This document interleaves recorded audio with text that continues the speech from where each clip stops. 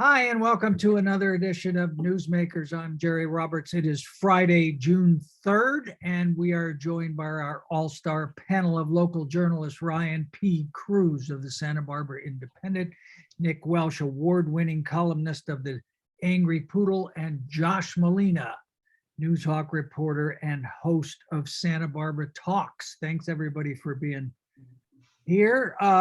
Okay, we got what, 5 days, 4 or 5 days until the election, and we finally had a more or less of a smackdown, I guess, between the candidates for County Superintendent of Schools, incumbent Susan Salcido and challenger Salcido-Lozano. Ryan, you covered it. What was your big takeaway?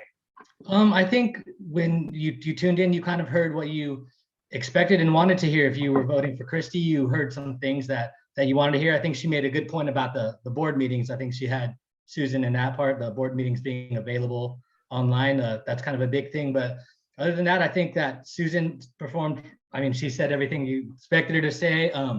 I do like that. I mean, you guys did some good questions, and I like how you kind of had Christie define the critical race theory, because she gave some examples that were kind of a teacher training and not exactly in the classroom teaching it to the kids. So it's kind of surprising to see how she defined it, and what her understanding of that was. Yeah, Well, she said it was just closed-minded. I mean, yeah, it was.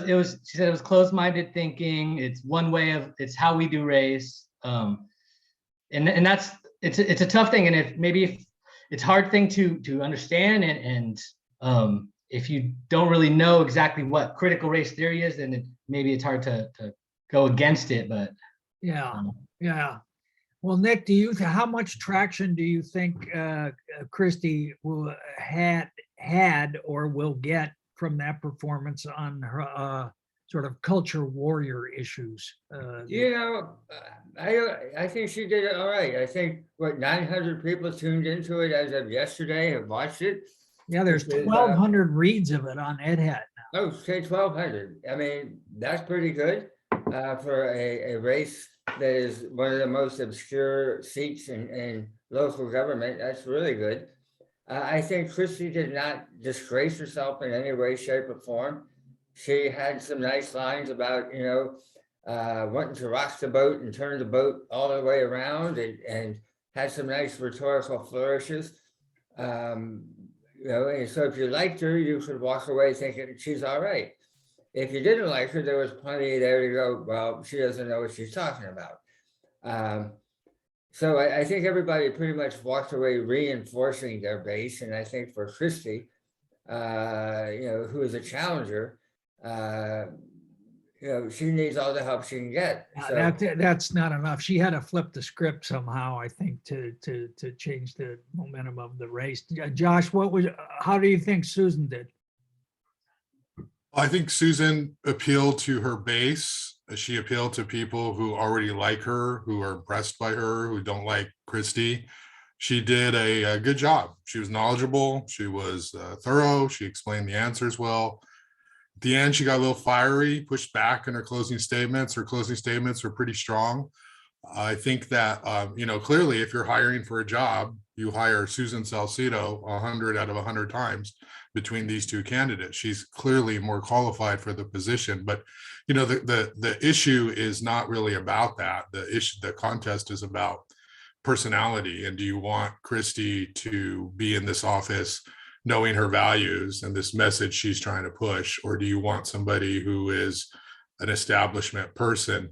And there's just not enough people who are like Christie to get her elected. There's just not enough Republicans. There's not enough declined estates or no party preference.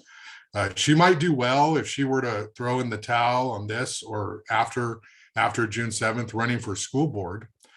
She might have done a good job with the help of the Democrats, by the way, giving her all this attention and elevating her platform where she could win a seat on the city council in a district election. So that might be where on the school board, that might be where she ends up. And she'd be far more damaging to people who don't like her on the school board than she would be in the superintendent of schools. And because she'd have a platform every 2 weeks to to talk about these issues. So that may be where she ends up still. Who knows? Yeah, I asked her that directly when I interviewed her, and she said, I might, sort of hinting that she would. So yeah, I won't be surprised if that happens. I don't know, where she lives or what district she's in, or if that district is up or not. But I have to say, I continue to be impressed with Susan, and Nick, you've certainly made the point repeatedly about how obscure this office is. So I didn't really know anything about her, or had never really talked to her at all. But she makes a great presentation. And if she could stop speaking educrat, I think she'd be even better. She And did a then, pretty good job, though. I thought, particularly as Josh mentioned, the closing arguments. oh yeah, and that was, she'd obviously prepared that and rehearsed it, and she took a couple of really good whacks at Christie, which was interesting, saving it for the end. I don't know. Yeah, and I think you made a good point that this is kind of a race that people aren't really usually paying attention to, or isn't even contested. And the fact that this is kind of the meat of this election, other than the sheriff's race, it kind of speaks to that, what's going on in the schools right now. Yeah, well, elsewhere on the schools beat, Josh, now you got a story this morning about this letter that was sent to all of the teachers and other employees of the Santa Barbara Unified School District, not to be confused with the county education office, above the signature of all 5 school board members. And they're basically, I don't want to say conceding, but they're certainly giving the teachers, at least the teachers that have been protesting, a lot of what they asked for. Jerry, I think you're referring to a story when it's me. Had any other journalist in town written it before me, you would have called it a major scoop. Well, no, we won't focus on your bias here right I now. passed on it, so Sure, yeah. I passed on those other ones too. Yeah. So anyway, yes. What's in the letter? So the school board met in a closed session on Tuesday, and they talked about setting some goals for Hilda Maldonado. And then a couple of days later, on graduation day, on 3 high school graduations, junior high graduations, they decided to send this letter to the teachers, and the teachers basically got acknowledgement. The board acknowledged that we have that you have concerns, teachers, and we should be hearing them. They decided that they were going to do exit interviews conducted by an outside third party for anybody who leaves a leadership position if they want to do an exit interview.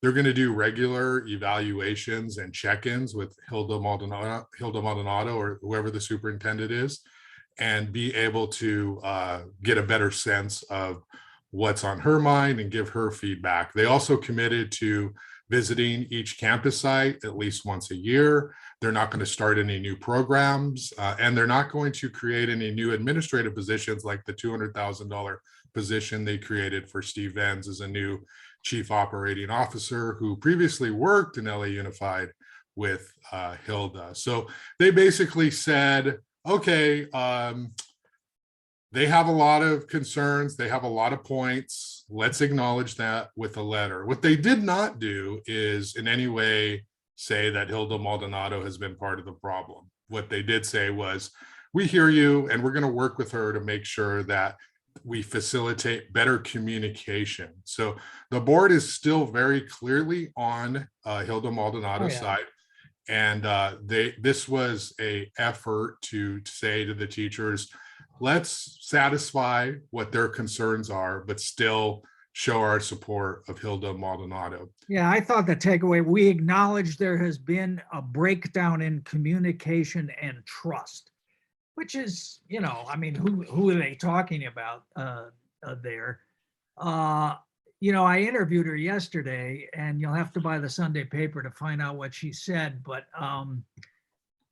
the one area I think where she was kind of most regretful about things was trying to jam a lot of stuff in this year. She said she was trying to make it like it was normal. She was trying to act and manage as if things had returned to normal. And clearly they hadn't. I mean, you know, a lot of people were in and out, people were sick, there were a lot of substitutes. We had new variants every month. And she said, you know, we should have done a reset, and that's on me. So I think that was a very important thing, because there's a lot in the pipeline over there in terms of what's already going on. Nick, I know you had some conversations with on background with former, or I don't know if they're former or present or whatever, people who have worked for the school district. And what did you hear? I hear that it's a serious problem, that Hilda came in from LAUSD and sort of brought in the LA Unified School District chain of command. That, you know, that makes communications and getting simple things like textbooks, like computers, like a 14-step process, where before it would have been a 1-step process. That is a number that got thrown around in the conversation I had. I don't know how precise it is, but you know, that she does not have secondary experience, and the district, as I think Josh has reported as well, is like, you know, 70%, 65% secondary, and so she doesn't have the experience with that group.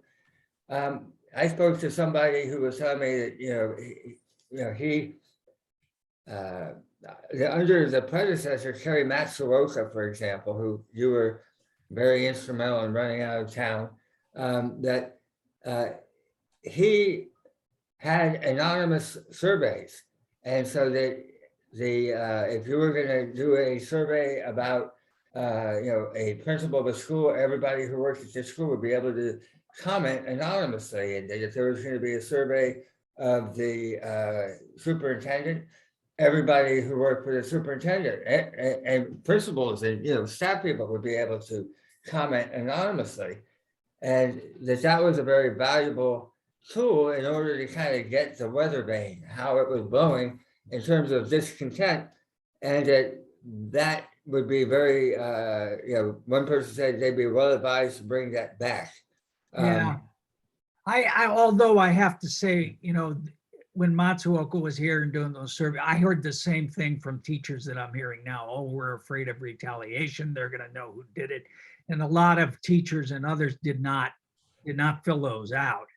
Jerry, you're in Jonestown drinking the Kool-Aid on this issue. Oh, man. I mean, I don't know. You should really. You should ask her viewpoint sometime. I have several times. I've met with her boys, several times, but all I'm going to say, and then I'm going to stop talking, because people who watch the show for some reason think I'm the aggressor. I wonder why. And you're the nice guy. But I will say, Nick makes a lot of sense. Because it's elder abuse, Josh. It's elder abuse. That's why. If you listen to Nick instead of me, I'm not offended. Nick makes a lot of sense. But Jerry, I just want to say that you constantly defending Hilda and doing a puff piece interview with her is not. You haven't even seen the interview. I'm not. I can tell it's going to be hard hitting from what you've said already, Jerry. I'm asking her for her side of the story, Josh. I know, but you know how this works, Jerry?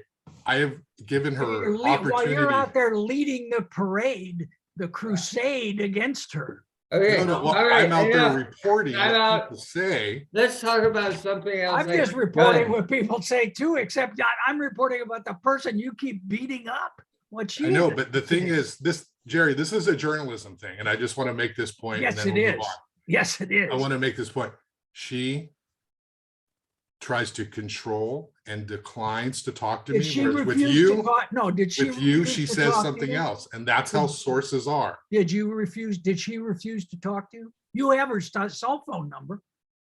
Yes. I mean, I'm not going to rehash every conversation I've had with Hilda Maldonado. That's a non-denial denial. What I'm saying is, when they walk into your interview, they feel pretty good about themselves. When she walks into mine, she knows she's going to have tough questions. Oh, please. So there's a difference. Oh, please. Give me a break. Give me a break. Yes, Josh Molina. with the tough interview with Daraka Larimore Hall. Oh. Daraka, He asked the tough questions to the Picasso owner. this do you, week, do too. you think another one? All right, let's talk about something else. You Let's hate talk Daraka about too, Jerry, so. Hotels. But before we do hotels, let's talk about guns for a second. Guns, okay. Yeah, I mean, in Santa Barbara County, right now, if you want to get a concealed weapon permit, you have to go to the sheriff. And the sheriff has to say you're a person of good moral character and you have a good cause to need a concealed weapons permit. And Sheriff Bill Brown has been notoriously parsimonious in passing those out. And the Supreme Court is expected to rule any day now that the requirement that you have to get approval for such a permit is unconstitutional. And we don't know how many people have concealed weapons permits in Santa Barbara County. I think it's in excess of 1,000. But Did you do a public records request on that? I did. Anyway, and it kind of brings to mind something you were saying the other day, that, as everybody is sort of focusing on, gun violence right now, Ted Cruz, the senator from Texas, used to be the Solicitor General. Solicitor General for the state of Texas. And in 2000, I want to say 7 or 8, he I think it was defended a case. 2003. 2000, he took a case that would effectively ban the sale of dildos in Texas. And I bring this up because here's a guy who is so scrupulous about the constitutional rights about gun owners and about government overreach. But yet he was making the case, I'm going to read it here, that there is no substantive due process right to stimulate one's genitals for non-medical purposes unrelated to procreation or outside of interpersonal relationships. This is an illegal filing that Ted Cruz filed to ban the sale of dildos. Now, you could use dildos in Texas, you just couldn't buy them. And so I just think it's important for people to know that somehow or another how he threads the needle of constitutional necessity and rights. All right, with that sidebar, Ryan, I know you'll agree with me that when dildos are illegal, only criminals will have dildos, I guess. or something. Nick Welsh, what is the point of our fake fights with Jerry if you're going to just steal the show with talking about dildos? Everybody has a constitutional right to. How are we going to top this topic now? Come on. Should the dildos go in the headline, you think, for tomorrow, for the newsletter? As long as my name is not in there with that. All right. Nick goes wild with dildos. How Come about on, I just thought we needed to think, think globally, but act locally. I can't keep it straight. Well, in a more serious note, I also talked to Hilda about school shootings and stuff. And if you buy the Sunday paper, you'll see that was when she gets. Did she talk about her support of wanting to remove the deputy resource officer? She Or talked did you a not lot- ask that question? No, we asked a lot. I asked a lot about that, actually, Josh. You'll learn a lot by watching it. I suggest you have a notebook ready when you turn it on. Well, YouTube All right, fortunately Ryan. has the speed where you can speed it up and still watch it 1.5. So I might do that. All right, Ryan, the Garden Street Hotel, which has been around in some form or It's been another. around in some form, yeah, for a while now. 1983, you reported? Oh, yeah, part of the specific plan, starting in 1983. But it 250 rooms, and it got what? It got a push ahead this week? it got okayed by the Historic Landmarks Commission, and it'll go forward to Planning Commission, and HLC will get another chance to come back. And the commissioners were, they're excited to nitpick, so they're letting it go through now. But it sounded like they were rubbing their hands together to get another look at it.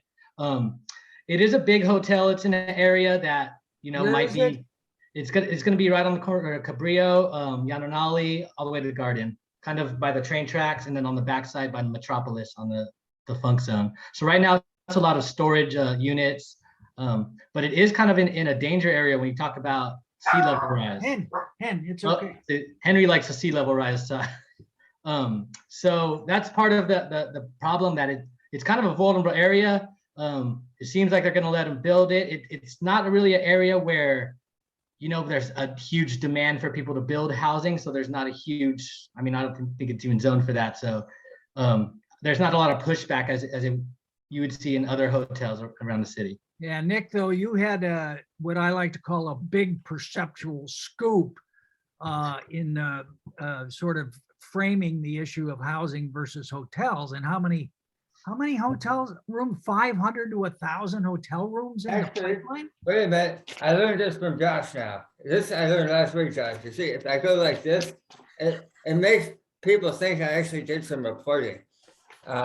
Make Jerry actually show me the respect that he wants. Thank you, Nick.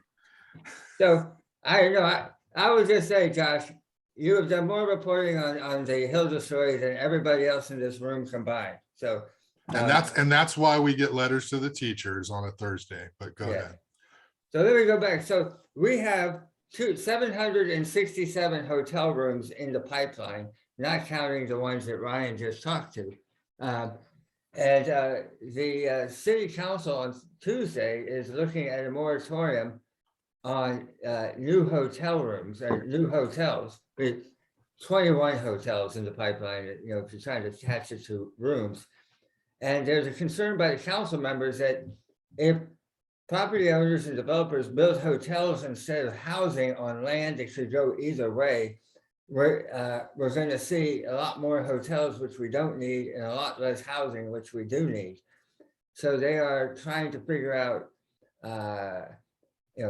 whether they're going to pass an emergency moratorium on new hotel approvals, and then how to, what's the cutoff, for people who are already in the pipeline.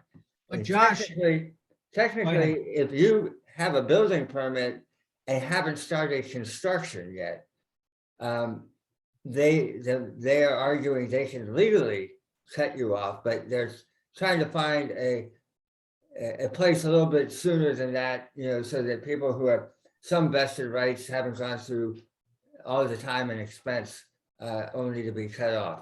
but Josh, it seems like it seems like a double-edged sword, because isn't the hotel tax the tot? That's like the main source of revenue for the city, right? So they're kind of cutting off their nose to spite their face. It's not the main sword. Go ahead, Nick. Yeah, that's a big problem. The TOT is going up way beyond what they were expecting, about $5 or $6 million more than they're expecting this year, because hotels are fuller than they were last year, and because hotels are charging about $140 more a night per room than they were last year, and that money is helping keep City Hall, if not afloat, less submerged, and that's a big value. Josh, Nick is plotting with Rob Fredericks to try to steal some of that tot money for Everybody wants some of that TOT money. To build housing, and to take, to his credit, to take a big swing. He says we're always talking about what a crisis. Let's do something. Yeah, do you think that's likely? Do you think there would be the votes for that? I think it's possible. I think it could be a close vote. I think that they all agree that how affordable more housing is needed, and they're going to look for ways to fund that. And Rob Fredericks has a lot of clout with the city council. They respect him, and he's super knowledgeable. So I could see that. I could see Randy Rouse offering a little bit of pushback, but I could also see him going in that direction as well. It's a good idea, of course, if you can make people who visit this town, who visit Santa Barbara, somehow responsible for helping create a fund for housing. That seems to make sense. There are people who will say, oh, we already have all, this decline in State Street, and we don't want to do anything else to discourage people from coming to Santa Barbara, but people will always come to Santa Barbara. We've got 20 cruise ships that are coming to Santa Barbara. So people will always want to come here in one way or the other. Not after the sea rise, Ryan. I'm predicting not after the sea rise. And then elsewhere in the housing fight front, we have another story about which we talked about last week, this fractional ownership, which is kind of a fancy name for I don't know what, a landowning timeshare. Josh, you kind of flipped a script on this one this week and talked to one of the families, I guess, that has a 1/8 share. And it sounded like the neighbor who complained about it kind of had some bad behavior. I don't know. What was your takeaway? I mean, it could be a neighborhood reality show, honestly, because Ryan did the story. I did a story on Picasso and this fractional ownership situation that's going on in Santa Barbara and Montecito. And so Ryan talked to Don Voight as well, he quoted him. I talked to him and talked about this horror story of this party that took place in November with this techno booming rock music. And so we did the story, we described it. Voight wrote about it in the Riviera newsletter as well. Oh, he did? Yeah, so he wrote about this situation. And so it was like, wow, these people are coming into town and having these loud parties. And it sort of created the impression that this was like this hellish neighborhood. Well, the guy who threw the party for his 21-year-old daughter emailed me and said, hey, I'm the guy that they're talking about. My daughter goes to UCSB. She was turned 21. We did have a party. The music was loud. We started it at 4. We were done by 9. We were aware of the curfew for amplified music. And so we cut it off at 8:30. And then he told a different story and said the Voights barged into their house with flashlights, yelling at them. And, he was upset because, you don't have a right to enter somebody's home without permission. They just walked in the front door, he said? Yeah, but the Voights say that, hey, they couldn't hear us knocking. It was so loud. And they're also hugely just offended that this loud music was blaring. That was, in their terms, invading their house. So they had a right to go there and stop it. So these neighbors got off on a really bad foot. But the situation was this guy who owns this property, Doug Bryan, he's a real estate investor, pretty high level investor. He lives in Oakland. And his whole thing, this statement is the one that is got everybody all worked up, is he said, Josh, would it be better if 8 people who can afford second homes in Santa Barbara purchased 8 homes in Santa Barbara? That's 8 homes off the market. Instead, we're all sharing one. That's 1 home off the market. What is the issue that they are complaining about? And so that was the argument he made. Yeah. Did he say how much he paid for the 1/8 share? Yeah, he said about a little more than $1.2 million. And he tried to buy a second home, but he kept getting outbid cash. So he kept losing. And so this was a way for them to essentially still have their second home. And then they work with Picasso to book it. Now, of course, this is his perspective. I did talk to Kristen Snedden, who said, I don't care if it's 8 homes, 1 home. I don't care who's living there. This is not what we should be having in Santa Barbara. We need people who live in the community, who contribute to the community. We have a housing shortage, so we need to minimize the amount of people who buy second homes, especially under this. So, but it was an interesting sort of angle. And what emerged out of it is these neighbors, here's the funny part, Jerry. So Doug Bryan, the guy who owns 1/8, he says, I want to have a housewarming party. I want to have a glass of wine with my neighbors. We got off on a wrong foot. I'll be there in August. And the Voight said, we want nothing to do with you. We're not going to your housewarming party. So we'll see how this goes. I think besides the drama of the neighbors and who's right or wrong there, I think the big thing is, if this type of housing, is this something that should be allowed? I'm sure that the family is really good, and I'm sure they would be, if they lived here, they'd be a great contributor to the community. But if this type of housing is allowed in this one house, and then this business finds out it's okay, and other similar businesses are that's great money for them. Picasso's making great money across the world doing this type of ownership, fractional ownership. They're making hand over fist everywhere. They got London, Spain, you can go to Wyoming, Aspen, they have second homes everywhere. But do we want that to be just open city here, or do we want some sort of regulation in the city? And maybe that's what comes of it. Maybe that doesn't. Because I'm sure anybody who lives up there, they might be a little tense of people that are coming in. They're gonna have a little stranger danger, and the strangers might not be that bad of people. And so I don't know who's right or wrong in this situation, but I do know that's interesting. If this kind of is not regulated, and they can just buy up. They have a couple other homes that they're trying to buy up right now in town, and if this keeps happening, does it become a problem where one of the 8 of the families is really good, or maybe 30% of the families are really good, but the rest of them don't really come here or contribute?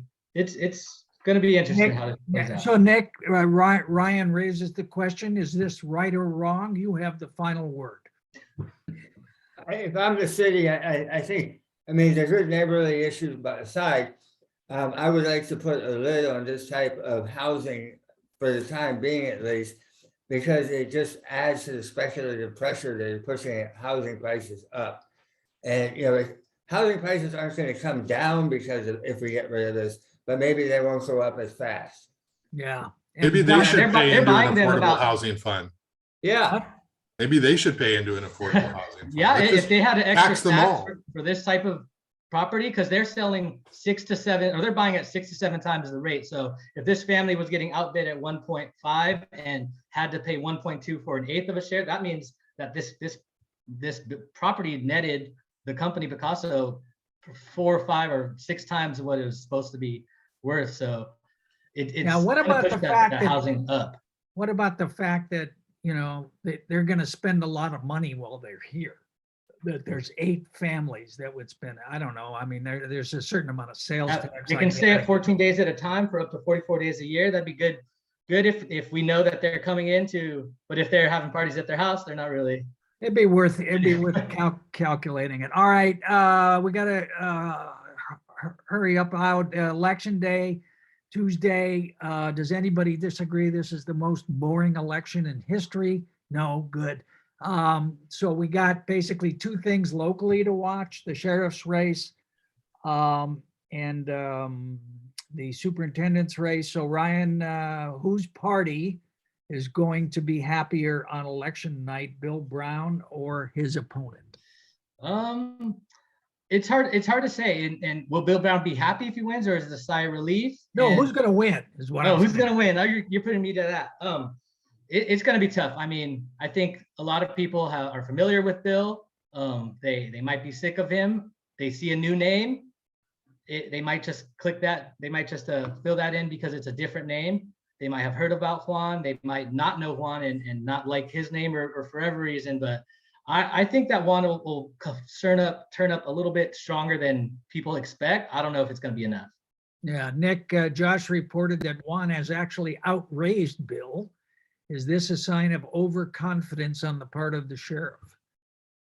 I don't think the sheriff is overconfident. I think he's kind of looking over his shoulder a bit on this one. The last time he ran, the 2 opponents who ran against him got 48% of the vote. Every time he's run and he's won, but by a smaller margin. And if you won by 52% last time, and you're going on a downward slope, that's not a whole lot of room. I'm surprised by the people I know who are voting for Juan. And it's not that they know who he is, it's that they know who he's not.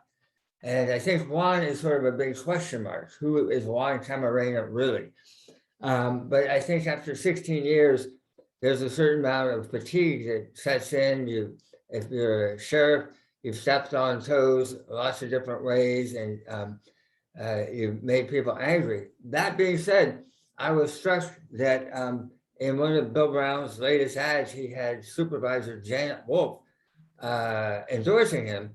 When Janet was on the Board of Supervisors, she and Bill Brown fought openly and bitterly. And Janet was never one to, she is who she says she is, and there's no beating around the bush.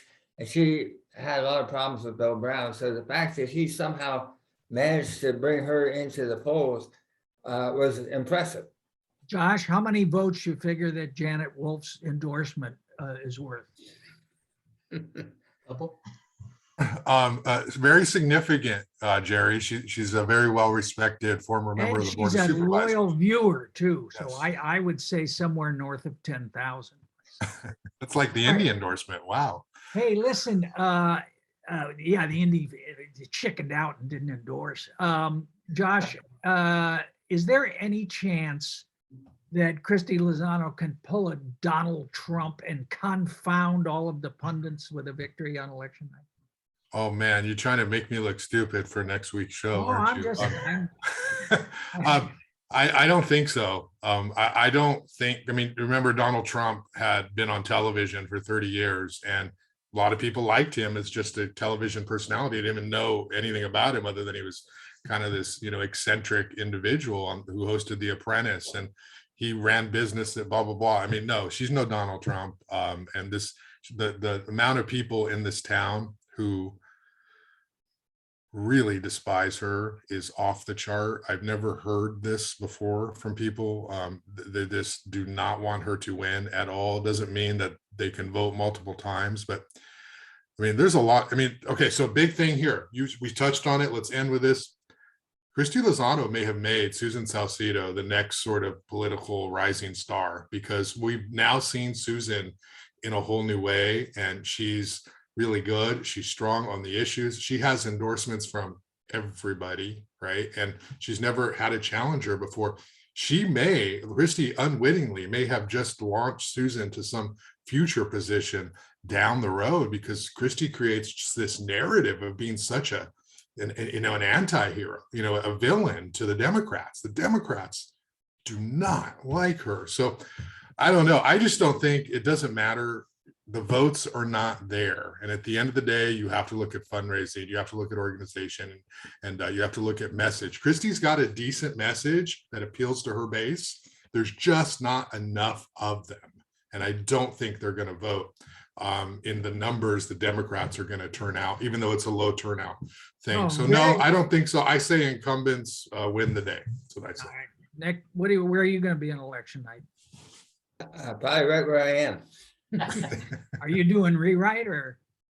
We'll figure that out on Tuesday night. Yeah, what's the rush? Okay, Brian, where are you going to be? I'm gonna be right here at Dodger Stadium. No, I'll be chatting with some of the candidates, seeing how they feel, win or lose. And I'm a little nervous ever since 2016. Everybody thought Donald Trump wasn't going to win. But Josh makes a great point that she doesn't have that 30 years of business and familiarity with this community. Although she has a high opinion of her own YouTube videos. She corrected you with that. She said, that did not launch my.